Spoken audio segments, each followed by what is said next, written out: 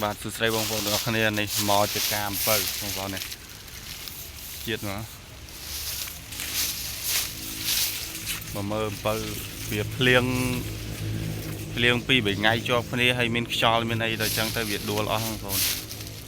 នៅសល់តែម្ដើមចងយងយនេះដួលអស់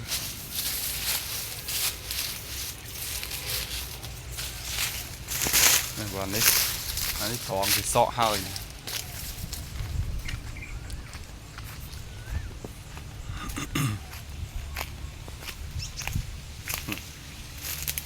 គេសក់ហើយគេសក់អាស្លឹកនេះចេញហើយ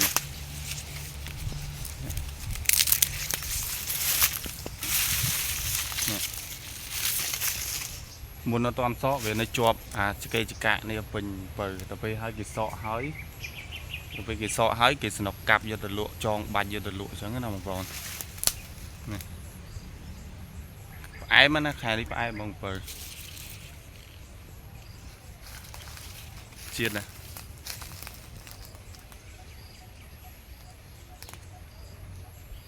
បាទមានប៉ុណ្ណឹងអរគុណបាយបាយ